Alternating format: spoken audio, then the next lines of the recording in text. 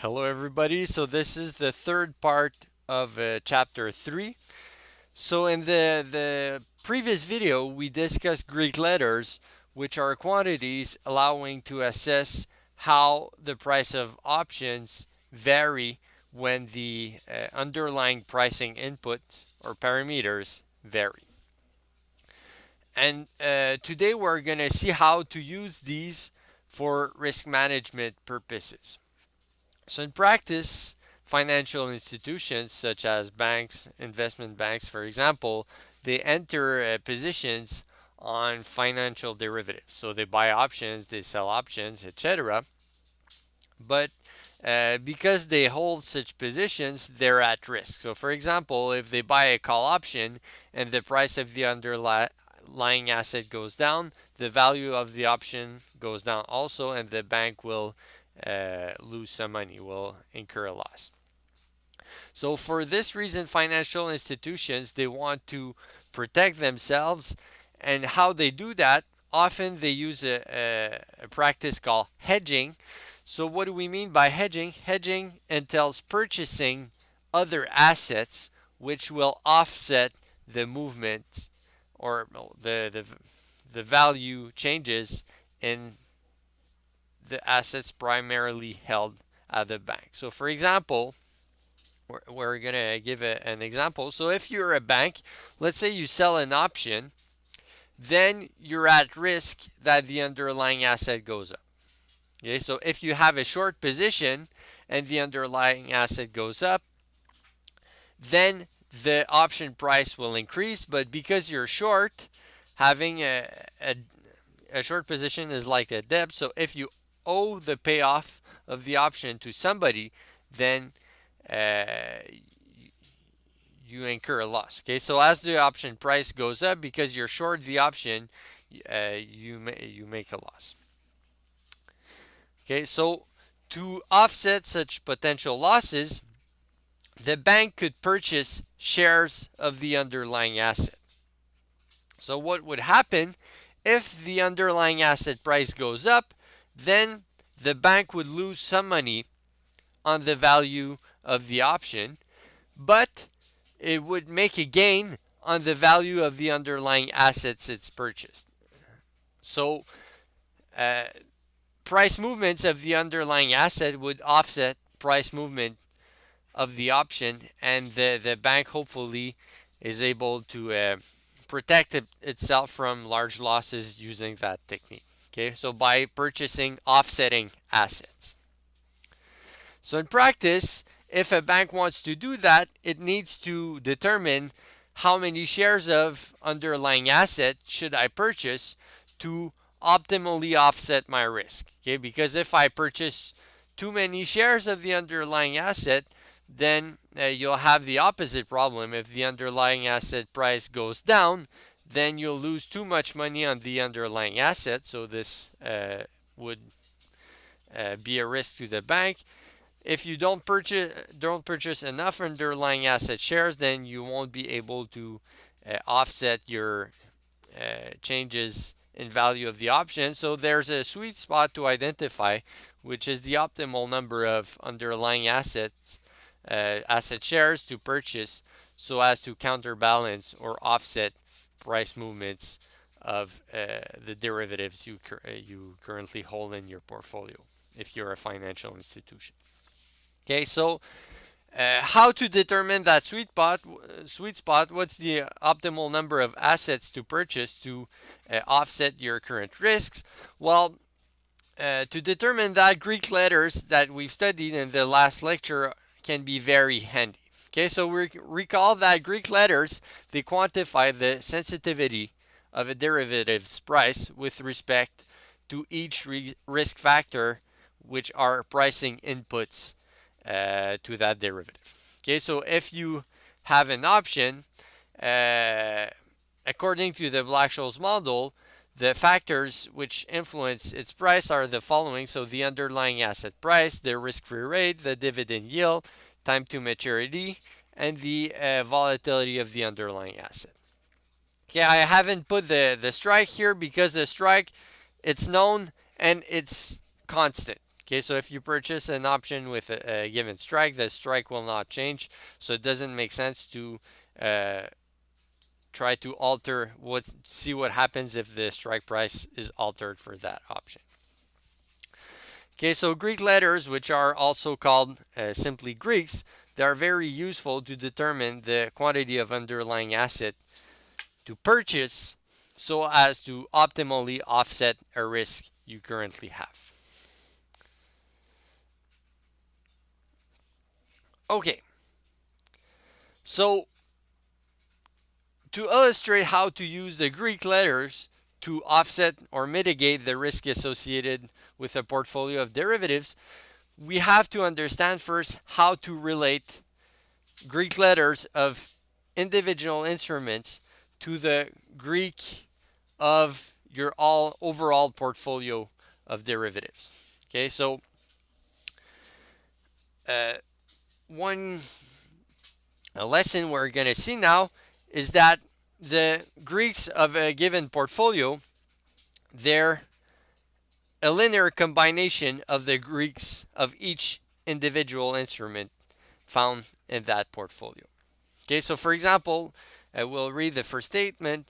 The delta of a portfolio is a linear combination of the delta from all assets contained in the portfolio.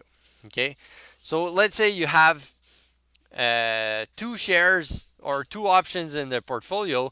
A first one with a delta of 1, a second one of the delta with a delta of 2.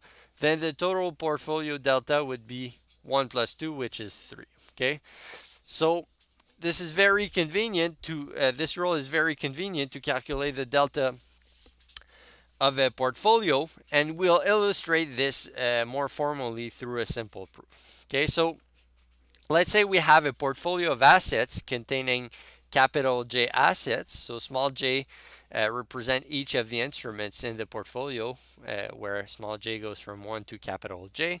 And we're going to assume simply for simplicity, in practice, of course, you have many underlying assets, but here we're going to assume that you have a single underlying asset for all options or derivatives found in that portfolio. So a bit of notation here. So theta j is the number of shares of asset j in the portfolio. Cj is the current price of asset j, the jth asset in the portfolio. Delta j is the delta of the jth asset, which was per definition the partial derivative of its price with respect to the underlying asset value. And finally, delta PF is the delta of the overall portfolio. Okay, so here, delta PF being the delta of the portfolio, as per definition, it's the partial derivative with respect to the underlying asset value of the portfolio value. And of course, the portfolio value, it's just the sum across all assets found in the portfolio of the number of shares of each asset or instrument times the respective value of each instrument. So now what we can do, we can take this partial derivative here and enter it inside the portfolio. So through this linearity property, we have that this is equal to the sum of theta j, the number of shares of each respective asset, times here the partial derivative of asset j's price with respect to s, which is the delta of the jth asset here. Okay, so we have that the delta of a portfolio is the sum, like weighted sum of the deltas of each individual instruments, where the weights are simply the number of shares of each respective asset. Okay, so this holds for the delta, but it also holds for all the Greeks that we've studied earlier. So this property also holds for the gamma, gamma, the vega, rho, the theta, and the psi. So the Greek associated with the overall portfolio is the sum across all instruments in the portfolio of the number of shares of the jth instrument times the Greek associated with the jth instrument. Okay, so if you have a portfolio and you know the Greeks of each individual instrument, it's easy to know the Greek of the overall portfolio and to understand. So let's say if the underlying asset price moves by $1, how will the total portfolio move? Okay, so this is a very useful property. Um, so we talked about hedging to buy. So if you're a financial institution, you have a portfolio of derivatives and you want to offset or mitigate the risk associated with that portfolio, what you can do, as we mentioned earlier, is hedging. So you will purchase other assets which shall offset the risk associated with your current portfolio. Okay, so how is the offsetting done in practice? Well, typical practice for a financial institution is to purchase offsetting assets such that the Greek of the total portfolio becomes zero. And what does that mean that the Greek is zero? So if the delta of a portfolio is zero, then by a Taylor expansion of order 1, it means that if there's a small change of the underlying asset value, then the change of the total portfolio should also be zero. Okay, because if the delta of the portfolio is zero, it means that, let's write it maybe. So if the delta of a portfolio is equal to zero, it means that partial derivative of the, let's say P is the portfolio value here. So partial derivative with respect to S of the portfolio is approximately equal to zero. So it means that when there's a small shock on the underlying asset, the value of the total portfolio will not be impacted. So this is successful hedging or risk mitigation. It means that you found a way to make your portfolio so that its value is not impacted by price movements. So you are able to remove the risk from your portfolio. So again, this is approximative because this is only up to a Taylor expansion. So if there are larger shocks on S, well, you might have variations for your portfolio value, but for small shocks, at least your risk is mitigated. Okay, so through this technique, by purchasing offsetting assets such that the delta of the Greek of the overall portfolio is zero, it means that the risk was somewhat neutralized and that the exposure of the portfolio to that risk factor associated with the Greek is null, at least for very small shocks of the risk factor. Okay, so for instance, well, this is what we've discussed in the last slide, but maybe we'll repeat that. So let's say we have a total portfolio and the value of the total portfolio depends on S, the current value of the underlying asset. So as we mentioned at the onset, if you have a book of options, when the underlying asset price changes, the value of the portfolio of options might change also. Okay, so how will it change? Well, we can approximate the movement or the variation of the value of the total portfolio according to a Taylor expansion. Okay, so if we use an order 1 Taylor expansion, then when the price of the underlying asset moves from S to S plus delta, so for example, when it increases by delta, the new price of the portfolio minus the old price of the portfolio, according to a Taylor expansion, is approximately equal to the delta of the portfolio times the underlying asset price variation. Or if we use a order 2, for example, Taylor expansion, which might work better for larger shocks on the underlying asset, then you have the following. So the variation of the portfolio value would be approximately equal to delta of the portfolio times the price variation plus 1/2 times the gamma of the portfolio, so this is the second partial derivative with respect to S, times the square of the variation of the price.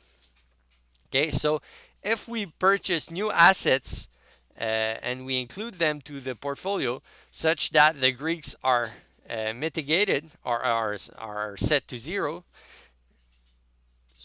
So for example, in our case, let's say we purchase assets such that the delta of the portfolio and the gamma of the portfolio are zero, then when there are shocks on the underlying asset price and the underlying asset goes from S to S plus delta, the variation of the portfolio price will be approximately equal to zero, and which means you're protected against shocks on the underlying asset value.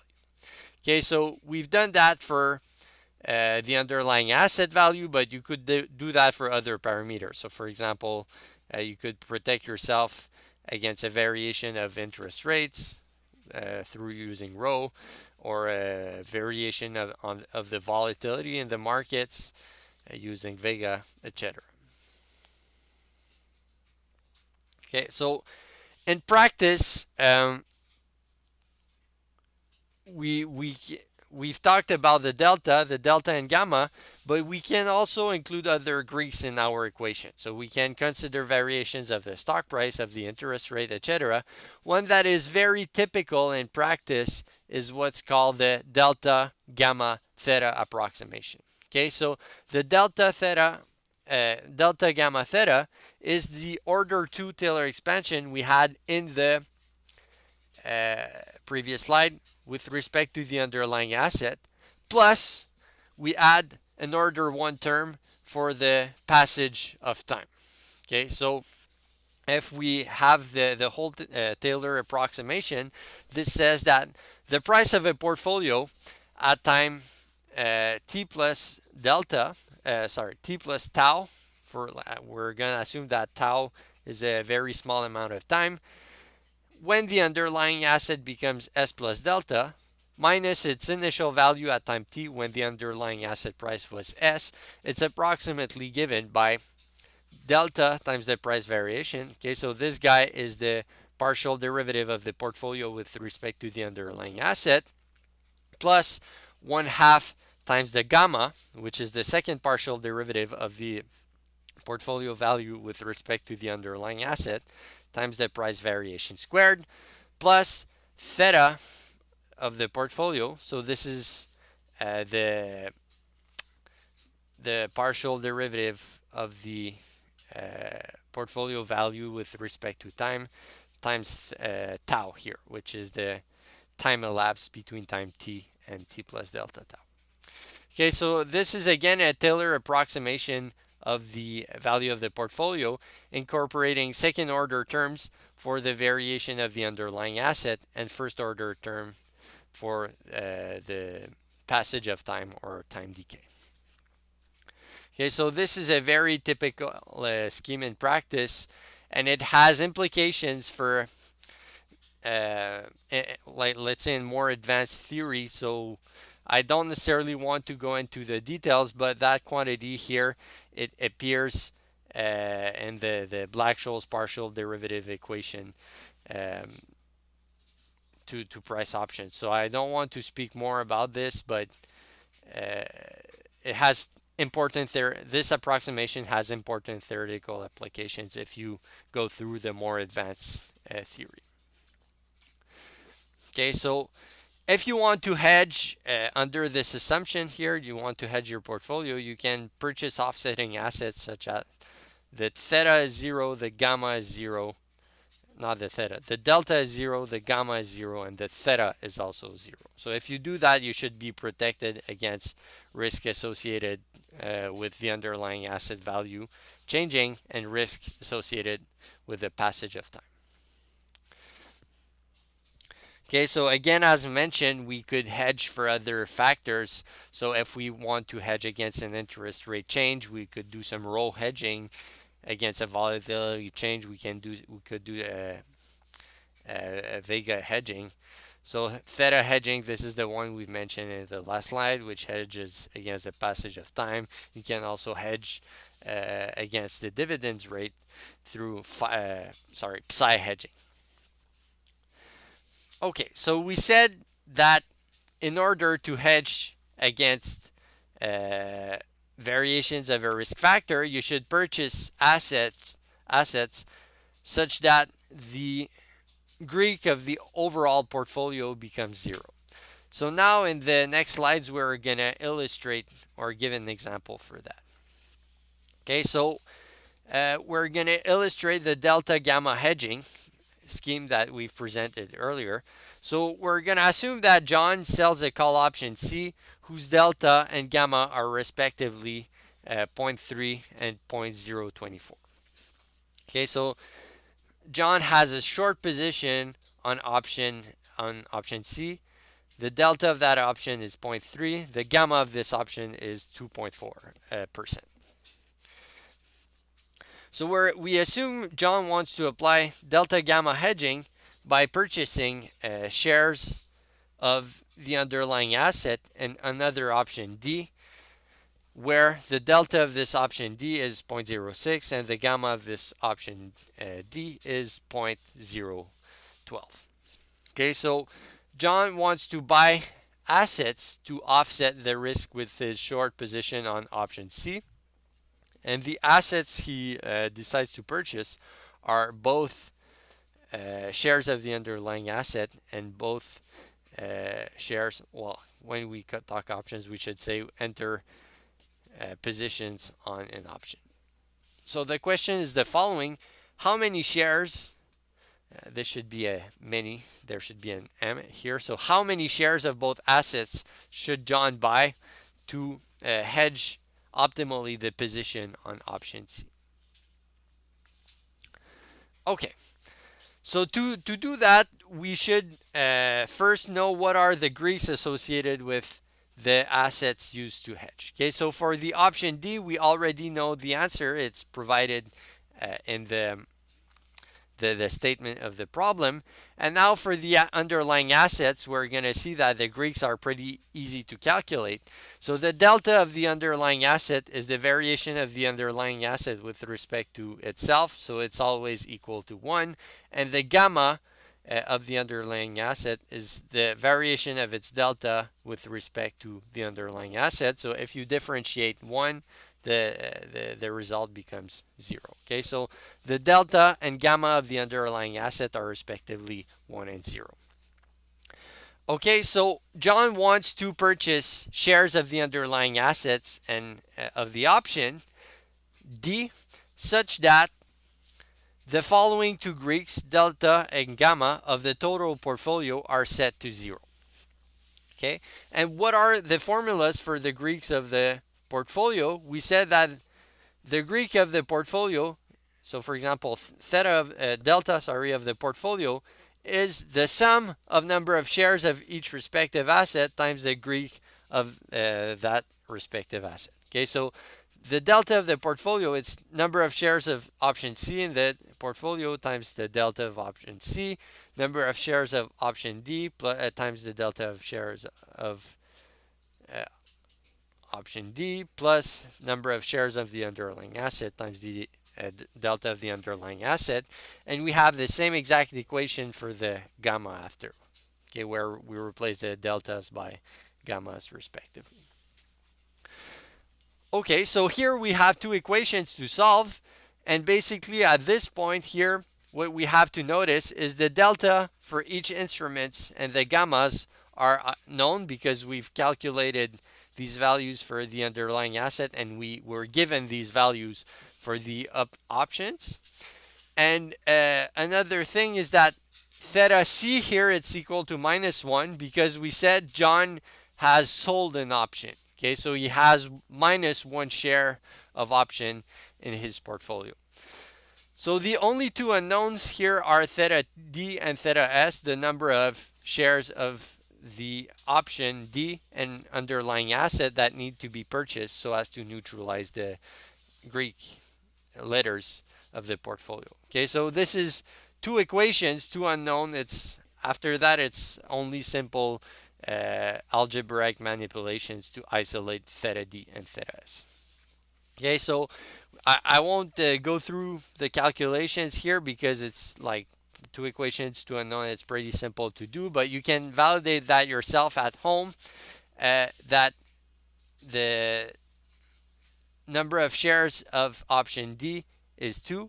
So maybe I'll go through it. So if we go back here, the first equation here, the second equation here, one thing we can notice is that gamma S, the gamma of the underlying asset, is 0. Okay, so because of that, this last term here, it becomes 0. So here in that last equation, here, because the last term is 0, the only unknown becomes theta d. So it's really easy to isolate theta d in this equation. So theta d is, so this is minus 1 gamma c. So theta d becomes simply gamma c over gamma d. Okay, so theta d is gamma c over gamma d, which is 2. And then plugging this result into the other equation, we can isolate for theta s, which is 0.18 here. So if John wants to neutralize the delta and the gamma of his total portfolio, he must buy 2 shares of the option D and buy 0.18 shares of the underlying asset. And once he does that, then his total portfolio has a delta of 0, a gamma of 0, and he's well protected against variations of the underlying asset price. Okay, so now we've talked about risk management. We'll completely skip to another topic here, which is volatility. Okay, so if we go back to the Black-Scholes formula, we could look at the various pricing parameters that are found in the formula, which are the following. So the underlying asset price, the strike, the interest rate, risk-free rate, the dividends rate, the time to maturity of the option, and the volatility. Okay, so among these 6 inputs, 5 are observable or very well easily approximated, let's say. Okay, so the underlying asset price, you just look on the market, it's there. The strike, it's specified in the option contract. The time to maturity, well, the maturity date is specified in the option contract. The risk-free rate, well, this one is not necessarily observable, but you can look on interest rates on the market and infer what are interest rates on the market. So although this one, the risk-free rate, it's not necessarily directly observable, it's very easy to infer suitable values for this. Dividends rate, well, you can look at the historical dividend yield of a stock and let's say approximate that in the future. That might continue. But for the volatility, it's not as easy because we don't have a value for this parameter. Okay, so just one quick note here for the dividends rate. Of course, you don't know it in advance, but we mentioned in Chapter 0 that companies tend to smooth their dividends policy. So often dividends in the future, they're somewhat reflective of dividends in the past. However, for volatility, we don't have any values for that parameter. Okay, so what could we plug in our option formula? This is a very good question. So if we want to price an option, we need that volatility parameter. So what should we use in practice? So this is a very well studied question in the financial literature. There exist many methods to select suitable values for that parameter. So a formal discussion about this would be very lengthy, and this is discussed in other more advanced courses also. So we won't go exhaustively through all the possible methods, but what we will show here, we will present a single method that could be applied, which is based on the historical estimation of the parameter sigma. Okay, so one assumption you can make is that the future volatility of the underlying asset, so sigma is called the volatility, will be reflective of the previous volatility of the underlying asset. So using this assumption, if you believe in it, then you could estimate the parameter sigma by looking at historical returns of the underlying asset. Okay, so for example, let's say we have a history of prices of the underlying asset at multiple dates here. Okay, so let's say um, let's draw a little picture. So let's say we have time t0, time t1, etc. until time tm here. And let's say you observe the price of the stock at each of these time points t. Then we can define the rith log return of the underlying asset in our sample. So Ri is defined as the log of the ratio of the underlying asset at time ti versus time ti minus 1. And furthermore, what we're going to assume here in our in the presentation of this topic is all the TIs are equidistant. Okay, so we measure the underlying asset price at equally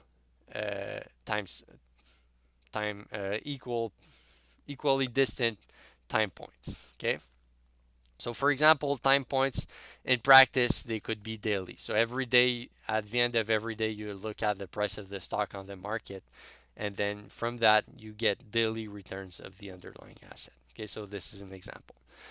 So here we'll denote by delta the time difference between ti and ti minus 1, which are two subsequent points where we observe the price of the stock. Okay, so in the Black-Scholes model, the log returns Ri, they are independent and identically distributed. Why independent? This comes from the independence of increments of the Brownian motion, and the log returns are linear transformation of these increments. So if the increments are independent increments over disjoint time periods are independent, then the returns over distinct time periods are also independent. Furthermore, under the Black-Scholes model, the RIs are identically distributed, assuming, as we mentioned, that the time periods over which we observe the stock price are of equal length. Okay, so what happens here, I won't give the proof for this, but please stop the video at this point and try to show the following. Try to show that the return Ri is a random variable that has a normal distribution and for which the variance is equal to sigma square times delta. So the volatility parameter square times the length of the period. Okay, so I won't give the proof here, but please try to show that right now. Once you've succeeded, then this means we can apply the following formula to estimate the parameter sigma. Okay, so here, this formula here, it implies that, maybe I'm going to write it, this implies that sigma is equal to the square root of the variance of Ri divided by delta. Okay, so if we want to estimate sigma, we can estimate the variance of our returns, okay, and divide by delta and take the square root. Okay, so this is the equation provided here. And then when we want to estimate the variance of returns, because they're IID random variables, we can simply use the sample standard deviation estimate as you usually do in your statistics class. So here we can replace the variance, approximated variance of Ri by the sum across all periods of the square distance between Ri, the return, and its average over the period, divided by m minus 1. So here the minus 1, as we recall, it's the Bessel correction, which allows to get an unbiased estimator of the variance. And here, this approach gives you, so this formula here can allow you estimating the parameter sigma. Okay, so once you have historical returns, you can apply this formula, get an estimate parameter of sigma, and then plug this sigma into the Black-Scholes equation if you want to approximate the price of the option. Okay, so this is what we call the historical volatility estimation. So this allows you to get estimates for the parameter sigma in your Black-Scholes model, and then in turn, if you want, you can price options by plugging that sigma estimate in the option Black-Scholes option valuation formula. Okay, so we said this is an approach, but what's a problem with that approach? It's that the historical volatility is based on the past, and it might not be reflective of the future. Okay, so for example, it's possible that in the past the market was in a very stable period, and in the next 2 months there will be heavy turbulences, and the volatility might be much higher. Okay, so for that reason, the past is not always reflective of the future, and there are other ways to determine suitable values of sigma to price options, which do not rely on historical prices of the underlying asset. But these methods will be out of scope for the current class. Okay, so we've presented the Black-Scholes model for option pricing in this chapter. So this is a refinement with respect to chapter 2 models, which are based on the binomial tree, but still it's the Black-Scholes model is a simplification of reality. Okay, so many assumptions associated with the Black-Scholes model are not verified in practice. So this highlights limitations of the Black-Scholes model. Okay, so we said that if we assume the Black-Scholes model, the price of the underlying asset is driven by a geometric Brownian motion whose paths are continuous. Well, in practice, there are jumps in path. So let's say there's a famous, very important news that breaks out. Then the price of a stock might suddenly jump. And this feature is not possible in the Black-Scholes model. Okay, so this illustrates a shortfall of the Black-Scholes model. The Black-Scholes model assumes that the risk-free rate is constant, which is not the case in practice because interest rates vary. Dividends in practice, they're not paid continuously, although this is an assumption of the Black-Scholes model. The volatility on the markets is not a constant parameter in practice, although the Black-Scholes model assumed that. Furthermore, so this is a more theoretical point. We said that the price of an option in the Black-Scholes model is the value of its replicating portfolio. And its replicating portfolio in the Black-Scholes model is rebalanced in continuous time. So every microsecond you expect to trade in the underlying asset and in the risk-free asset, so to be able to design a replicating portfolio for the option. In practice, it's impossible to rebalance in continuous time. Okay, so there you have discrete time rebalancing, and every time you do make these rebalancing, you have transaction fees, you have to pay commissions, for example, you have to